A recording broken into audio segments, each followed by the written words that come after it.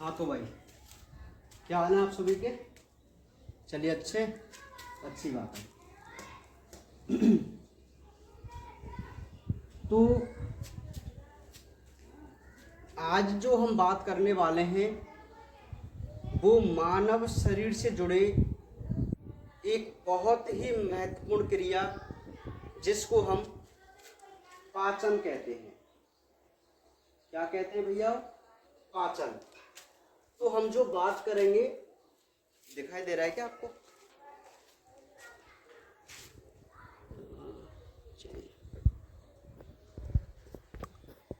सही है।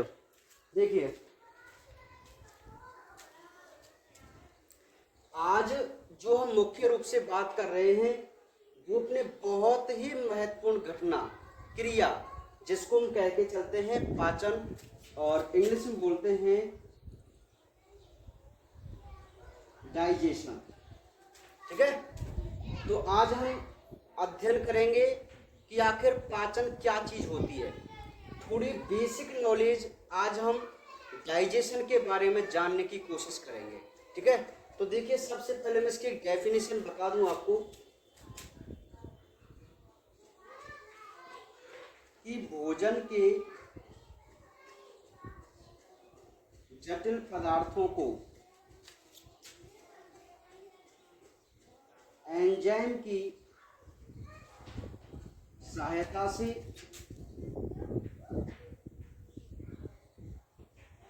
सरल पदार्थों में बदल देना पाचन कहलाता है। देखिए, आप डेफिनेशन को जरा ध्यान से समझना। हम ये जानने की कोशिश करते हैं कि आखिर डाइजेशन क्या चीज है, क्या होता है भाई। तो एक बहुत ही सिंपल सी मैं आपको बात बता दूं कि जो भी भोजन हम ग्रहण करते हैं, जो भी भोजन, अच्छा हम भोजन ग्रहण क्यों करते हैं? तो मैं आपको एक बात बता दूं कि भाई हमें ऐसा लगता है जैसे हमें भूख लग रही है, तभी तो हम भोजन करते हैं। तो सबसे पहले मैं आपको ये बताना चाहता हूं कि आखिर हमें ये भूख क्यों लगती है। तो देखिए, जब हमारी कोशिकाओं के पास ऊर्जा की कमी हो जाए, देखो ग्लूकोज होता है और जिससे ऑक्सीजन से क्रिया होकर ऊर्जा बनती है, आप जानते हैं ना। तो जैसे ही हमारी बॉडी की कोशिकाओं को ऊर्जा की हो जाए कमी, तो जो कोशिकाएं हैं वो अपनी ग्रोथ के लिए, अपने दैनिक कार्य करने के लिए ऊर्जा की आवश्यकता की मांग करते हैं, और उसी मांग को हम भूख कहते हैं। नहीं आई बात समझ में भाई? हमारी बॉडी की जो सेल्स होती हैं उनके पास यदि ऊर्जा की मात्रा में कमी आ जाए तो वो ऊर्जा की इच्छा रखती हैं। तो उस ऊर्जा की प्राप्ति करने के लिए हमारे शरीर में ऐसा सिस्टम होता है जिससे हमें यह एहसास होता है कि हमें कुछ खाना चाहिए। क्यों खाना चाहिए? ताकि हमें एनर्जी मिले और हमारी कोशिकाएं दोबारा से अपने काम को कर सकें। ठीक है। तो इसलिए हम कहते हैं कि हमें भूख लग रही है।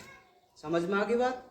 तो भूख लगने का मतलब यही है कि आपके शरीर में एनर्जी की कमी हो गई है। ठीक है, तभी हमें भूख लगती है, अन्यथा नहीं लगती। यदि आप कुछ ज़्यादा खा लेते हो तो आपको बहुत टाइम तक भूख नहीं लगती। क्यों नहीं लगती? क्योंकि आपकी बॉडी के पास पर्याप्त मात्रा में क्या है? ग्लूकोज है, एनर्जी है। ठीक है। तो देखिए, जब भी हम कोई भोजन करते हैं तो हमारे भोजन के 3 मुख्य घटक, कार्बोहाइड्रेट, वसा और प्रोटीन, ये 3 मुख्य घटक होते हैं जो भोजन के अंदर मुख्य रूप से प्रेजेंट होते हैं। ये जो तीनों पदार्थ हैं जो कि बहुत ही जटिल पदार्थ हैं, कठोर पदार्थ हैं। भोजन जब हम करते हैं, जैसे मान लीजिए हमने कोई रोटी खाई, तो उस रोटी में ये तीनों चीजें बहुत ज्यादा मात्रा में प्रेजेंट होती हैं। और ये तीनों पदार्थ ऐसे हैं जिनको हमारे शरीर की कोई भी कोशिका ग्रहण नहीं करती। और यदि इनको ग्रहण नहीं करेगी तो हमें ऊर्जा नहीं मिलेगी। ठीक है, तो इसीलिए हमारी बॉडी में क्या सिस्टम पाया गया कि भोजन में जो ये 3 जटिल कंपोनेंट हैं, ठीक है, इन तीनों पदार्थों को हम एंजाइमों की सहायता से इनके सरल पदार्थ में बदलना जरूरी होता है। जैसे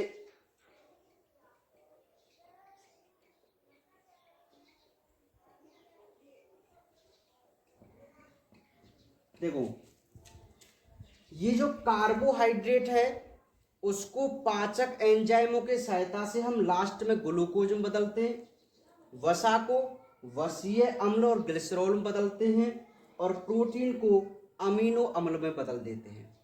ये जो 3 पदार्थ हैं वो इनके सरल रूप हैं। कैसे हैं? सरल। और इन तीनों पदार्थों को हमारे शरीर की कोशिका आसानी से ग्रहण कर सकती है, एक्सेप्ट कर सकती है। ठीक है, तो इसीलिए डेफिनेशन बनती है डाइजेशन की कि भाई भोजन के जटिल पदार्थों को एंजाइम की सहायता से उनके सरल पदार्थों में बदल देना ही क्या कहलाता है? डाइजेशन कहलाता है, पाचन कहलाता है। ये पाचन क्यों आवश्यक है भाई? क्यों? क्योंकि हमारी बॉडी को ऊर्जा चाहिए, और ऊर्जा के लिए हमारे पास जो मुख्य रूप से पदार्थ होता है वो ग्लूकोज होता है। क्या होता है? ग्लूकोज। तो ग्लूकोज को हमें प्राप्त करना होता है, तो ग्लूकोज मिलता है कार्बोहाइड्रेट से, और कार्बोहाइड्रेट है एक कॉम्प्लेक्स जटिल पदार्थ जिसको कोई भी कोशिका एक्सेप्ट नहीं करती।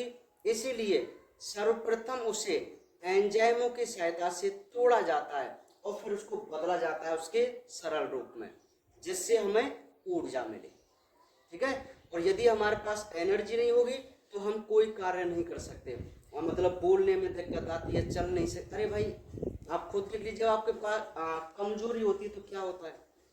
ठीक है, तो जाहिर सिंपल सी बात है। तो ये आपको डेफिनेशन समझ में आ गई डाइजेशन की कि आखिर पाचन क्या होता है, क्यों जरूरी है। क्योंकि अभी जो हम कुछ टॉपिक पढ़ रहे हैं ना, वो एक इंटरेस्टिंग और बेसिक नॉलेज के लिए पढ़ रहे हैं। मैं आपको बता दूं, अभी हम डीपली बात यहाँ नहीं करके चल रहे हैं, क्योंकि इनकी डिटेल में बात तो हम तब करेंगे जब हम सिलेबस स्टार्ट करेंगे। समझ में आ रही बात? तो अभी तो जो है हम नॉर्मल जो बेसिक नॉलेज है वो ले रहे हैं। जैसे आज हम ये सीख रहे हैं कि आखिर डाइजेशन क्या है भाई। ठीक है, तो बनाइए इस डेफिनेशन को, इस तीनों एग्जाम्पलों को नोट कीजिए फटाफट। ठीक है, तो आपको समझ में आ गई डेफिनेशन। अब डेफिनेशन के बाद मैं मुख्य रूप से आपको यह बताना चाहता हूं कि जो पाचन तंत्र होता है, देखो तंत्र जहां लग जाए समझ लेना वह संरचना जिसमें बहुत सारे अंग भाग ले रहे हैं तो उसे हम तंत्र कहते हैं। मैं आपको पहले ही बता चुका हूं इस चीज को कि सर्वप्रथम एक कोशिका होती है, कोशिकाएं आपस में मिलती हैं तो ऊतक बनते हैं, ऊतक आपस में मिलते हैं तो अंग बनते हैं, और अंग आपस में मिलते हैं तो तंत्र बनता है, और तंत्र को यदि हम मिलाएं तो पूरी बॉडी का निर्माण होता है ना। तो देखिए, एक यहां मैं बात करना चाहता हूं आहार नाल की। ठीक है, जिसको हम एलिमेंट्री कैनाल बोलते हैं। ये जो आहार नाल है वो एक बहुत ही इंपॉर्टेंट संरचना है हमारे पाचन तंत्र के लिए।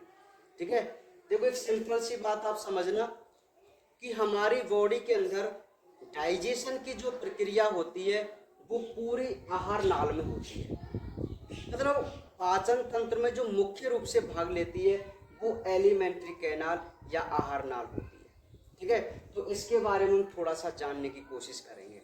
तो मैं आपको बता दूं कि यह है मुख से गुदा मार्ग तक फैली होती है। इसकी लंबाई 8 से 10 मीटर होती है। तो एलिमेंट्री कैनाल के बारे में आप दो बातें मुख्य रूप से समझना कि मुख से लेकर गुदा मार्ग तक हमारी बॉडी के अंदर एक पूरी ट्यूब लाइक संरचना होती है, एक नली नुमा संरचना होती है। जब हम इस डाइजेस्टिव सिस्टम का, पाचन तंत्र का डायग्राम बनाएंगे तब आपको पता चलेगा कि आहार नाल किस प्रकार मुख से गुदा मार्ग तक फैली हुई होती है। ठीक है। और दूसरी जो बहुत ही इम्पोर्टेंट बात है वो है कि इसकी जो लंबाई है वो 8 से 10 मीटर, फुट नहीं मीटर, समझ में आ गई बात। तो 8 से 10 मीटर की होती है। आप देख लो कितना होता है 8 से 10 मीटर, लगभग 27-28 फीट के करीब होती है। समझ में आ गई बात। 27-28 फीट के करीब होती है ये। तो 27-28 फीट कितना होता है, इतनी लंबी होती है एलिमेंट्री कैनाल। लेकिन फिर भी ये छोटी सी जगह में कैसे आ जाती है। हमारी जो छोटी आंत्र है, आपने नाम सुन रखा है छोटी आंत्र, वो अकेली 22 फीट की होती है, 22 फीट लंबाई की। लेकिन बहुत छोटी सी जगह में आ जाती है। देखो बहुत छोटी सी, क्यों, ये कुंडलित अवस्था में पाई जाती है। किस अवस्था में, कुंडलित अवस्था में।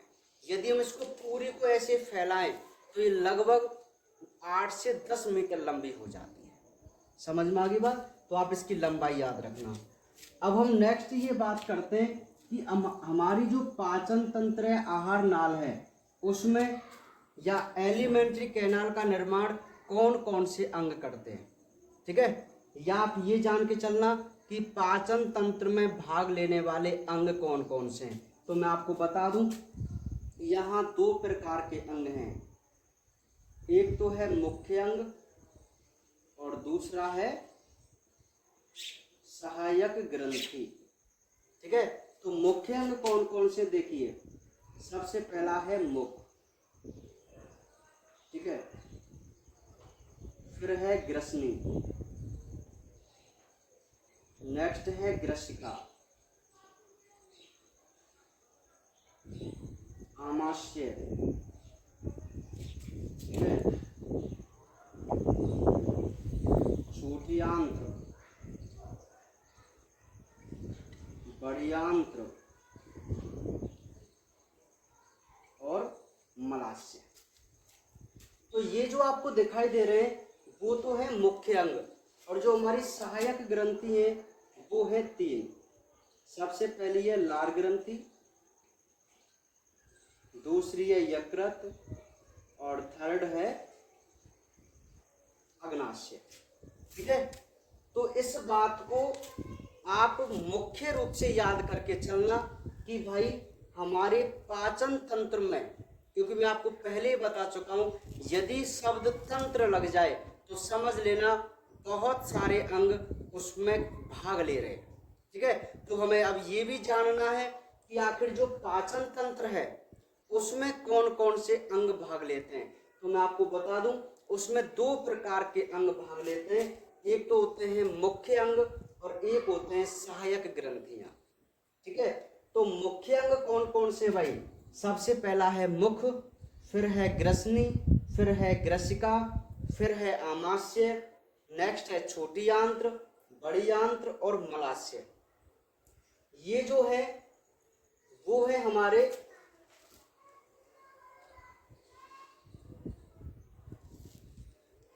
मुख्य अंग। क्या है ये सभी, मुख्य अंग। और इनके अलावा 3 ग्रंथियां भी हमारे पाचन तंत्र में भाग लेती हैं। और वो 3 ग्रंथि हैं लार ग्रंथि, यकृत ग्रंथि और अग्नाशय ग्रंथि। ठीक है। तो आपको ये सिस्टम पता चल गया कि आखिर एलिमेंट्री कैनाल के निर्माण में या पाचन तंत्र में कौन कौन से अंग भाग लेते हैं। तो ये हमें भाई बिल्कुल पता होना चाहिए। ठीक है। फटाफट आप इनको भी ऐसे ही नोट कीजिए क्योंकि ये बहुत काम की चीज है।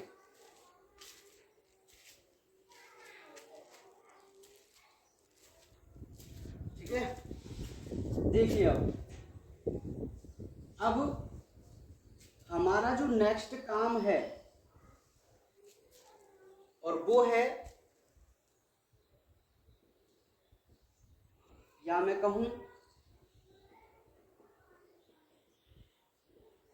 आहार नाल का चित्र, जो कि मुख्य रूप से एग्जाम में पूछा जाता है। आपसे ये पूछेगा कि मानव पाचन तंत्र का नामांकित चित्र बनाइए, या आपसे पूछेगा मानव आहार नाल का नामांकित चित्र बनाइए। ठीक है, तो मैं आपको बता दूं कि आज मैं आपको कुछ ट्रिक के माध्यम से, कुछ तरीकों के माध्यम से आपको बनाना सिखाऊंगा कि आखिर हमें पाचन तंत्र का डायग्राम किस प्रकार बनाना है। ठीक है, तो आप समझते चलिए, बहुत ही नॉर्मल तरीके से हम इस चित्र को बनाना सीखेंगे। ठीक है, तो देखिए भाई, सबसे पहले आपको क्या करना है, ये दो डंडे खींचने इस प्रकार। बताओ ऐसे खींचने में आपको क्या दिक्कत है? कोई दिक्कत नहीं है ना। तो इधर वाले डंडे को आप ऐसे कर देना। बात को ध्यान से समझना, पहले हमने दो लाइन ऐसे खींची और फिर इधर वाली लाइन को ऐसे कर्व करके बीच में से ऐसे नीचे निकाल दिया। ठीक है, अब दोनों के जो किनारे हैं इन पर यू शेप दीजिए, ऐसे दे दिया। ठीक है, अब यहां से इसको मोड़ते हुए ऐसे देखिए, बिल्कुल इस प्रकार की संरचना बिल्कुल आ जाएगी ना, कोई दिक्कत नहीं है। अब जो यू शेप दिया है ना, उससे आप 3 का अंक बनाते हुए इस प्रकार चलें।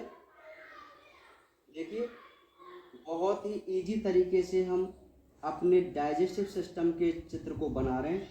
तो आपको ऐसी संरचना पाचन तंत्र में जरूर दिखाई दी होगी, जिसको हम बड़ी आंत्र बोलते हैं। तो बताओ, इसको बनाने में आपको क्या दिक्कत है? बहुत अच्छा लग रहा है और इजीली भी बना दिया हमने।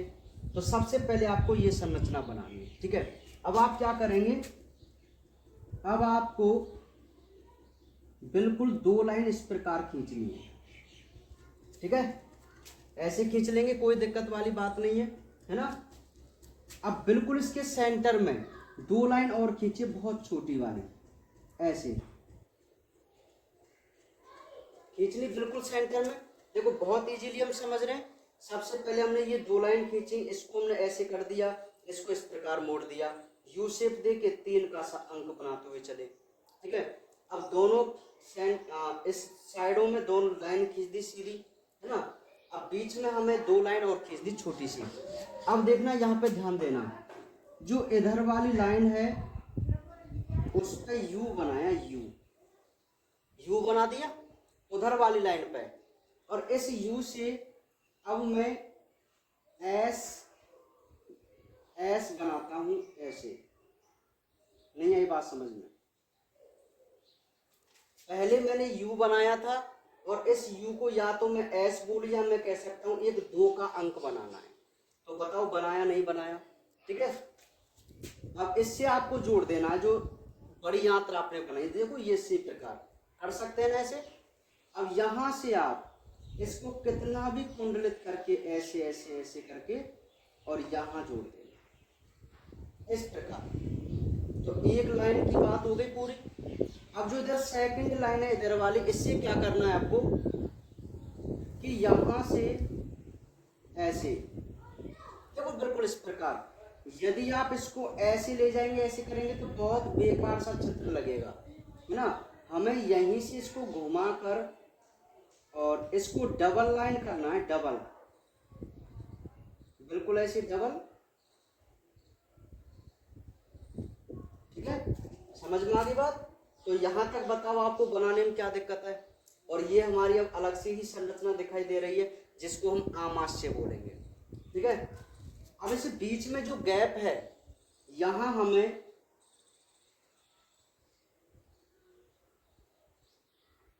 इस प्रकार की संरचना,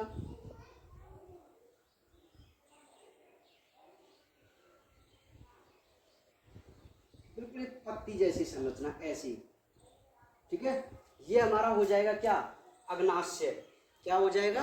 अग्नाशय। तो बताओ, यहां तक आपको बनाने में कोई दिक्कत है ना। अब यहां से आपको क्या करना है, यहां से 2 लाइन इधर की तरफ निकालनी है, ऐसे इधर की तरफ निकाल देंगे और यहाँ से इसको एक त्रिभुजाकार आकृति मैं दे दूंगा और जिसके हम बनाएंगे 2 पार्ट। कितने पार्ट बनाएंगे? 2 पार्ट। ठीक है, तो ये जो संरचना है तो ये है हमारा यहाँ प्रत्याशय और ये बन जाएगा हमारा यकृत। ठीक है, हालांकि जो यकृत होता है उस आमाशय के ऊपर तक जाता है, लेकिन हमें एक अच्छा चित्र और जल्दी चित्र बनाने के लिए हमें यकृत को इसी प्रकार बनाना है। ठीक है, क्योंकि हमें बोर्ड एग्जाम में समय को ज़्यादा मान्यता देनी है। कम समय में यदि आपको अच्छा चित्र बन जाए और पूरे नंबर मिल जाए तो बहुत बड़ी बात है। आप ऐसे मत समझना कि आपको बिल्कुल डिटो किताब का सा चित्र बनाना है, नहीं, हमें हमेशा डायग्राम ऐसे बनाने होते हैं चलते हुए चित्र, अर्थात एक ऐसा लगे कि हाँ ये भाई डाइजेस्टिव सिस्टम है। सजाने का उसका कोई मतलब नहीं है। आप कभी भी देख लेना, कहीं आप ये समझते हो कि नहीं हमें तो डिटो किताब जैसा चित्र छापना तब नंबर मिलेंगे, ऐसी सोच आपकी गलत है। ठीक है, हाँ बिल्कुल हमें ऐसा डायग्राम बनाना है जिसमें हमें ये लगे कि हाँ ये पाचन तंत्र का है, इसमें सभी अंग अपनी जगह पर प्रेजेंट हैं और सही नामांकन है, उस पर आपको पूरे नंबर मिलेंगे। ठीक है, तो इतना आप काम कर देंगे। अब इसके बाद जो ये संरचना है इसको आप इस प्रकार कर दीजिए, बस यही बन के तैयार हो जाएगा हमारा क्या? डाइजेस्टिव सिस्टम, मानव पाचन तंत्र, या मैं कहूँ इसको आहार नाल। ठीक है, अब यहाँ पर थोड़ा बोर्ड छोटा है वरना मैं इसका मुख भी आपके सामने बनाता। अब ये जो संरचना आपको दिखाई दे रही है ना, तो इतना आप आराम से बना सकते हैं। अब आपको क्या करना था कि ऊपर की तरफ बनाना था मुंह, माउथ। तो मैं आपको साइड में बना के बताऊंगा कि आपको माउथ कैसे बनाना है। तो देखिए, माउथ बनाने के लिए सबसे पहले आप ऐसे बनाएंगे, ये खोपड़ी हो जाएगी। ये जो हमारी संरचना है ये वाली,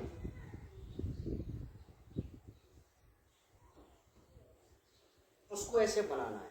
ठीक है, ऐसे बनाने के बाद देखिए बिल्कुल अभी लग रहा है ना जैसे ये मुंह हो, ये नाक हो।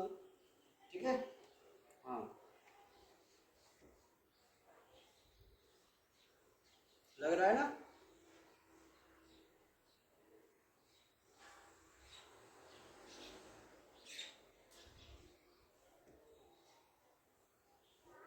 देखिए बिल्कुल इस प्रकार। तो आप देखिए इस प्रकार माउथ बना सकते नहीं बना सकते, है ना। मैं आपको बता रहा हूँ थोड़ा बोर्ड छोटा है इसलिए ऊपर नहीं आ पा रहा, आप इसको एडजस्ट कर लेना, कोई दिक्कत वाली बात नहीं है। अब देखिए ये जो मैंने माउथ बनाया है और ये जो ऊपर वाली संरचना है ये वाली, ये संरचना यहाँ से ऐसे जुड़ी हुई होनी चाहिए, ऐसे। समझ में आ गई बात, है ना। और ये जो लाइन है मान लीजिए ये लाइन यहाँ पर ऐसे है ना, ऐसे ही तो है भाई, इस प्रकार मान लेते हैं हम, है ना। तो यहाँ से ऐसे हम हाथ जैसी संरचना बना सकते हैं, बिल्कुल इस प्रकार। ठीक है, तो अब इसके बीच में हमारा ये चित्र आ जाएगा। तो बताइए ये पूरा एक मानव ह्यूमन डाइजेस्टिव सिस्टम का डायग्राम है कि नहीं, समझ में आ गई बात। तो आप इसको बना सकते नहीं बना सकते, बहुत आसानी से बना सकते हैं। नाम में इसका लिख दूं, जैसे ये हमारी ग्रसिका है, ये हमारा आमाशय है, ये हमारा अग्नाशय है, ये हमारी बड़ी आंत्र है, ये मलाशय जिसको गोदामार्ग कहते हैं, नीचे गोदामार्ग है, ये यकृत है, ये पित्ताशय है, ये छोटी आंत का पहला भाग जिसको गृहिणी बोलते हैं, और ये है हमारी परिशेषिका, और ये है हमारी छोटी आंत्र, और ये है हमारा मुख, और ये है हमारी ग्रसनी। ठीक है, तो ये है हमारा ह्यूमन डाइजेस्टिव सिस्टम। तो आपको समझ में आ गया कि आखिर आपको मानव पाचन तंत्र का नामांकित चित्र कैसे बनाना है। आप इसको सीखने के लिए वीडियो को बार बार रिपीट करना और सीखने की कोशिश करना। ठीक है। तो आज हम केवल इतना ही पढ़ेंगे। आज हमने ये सीखा कि आखिर डाइजेशन क्या है और मानव पाचन तंत्र का डायग्राम हम आसानी से बहुत कम समय में कैसे बनाएंगे। ठीक है, तो बाकी बातें करेंगे कल।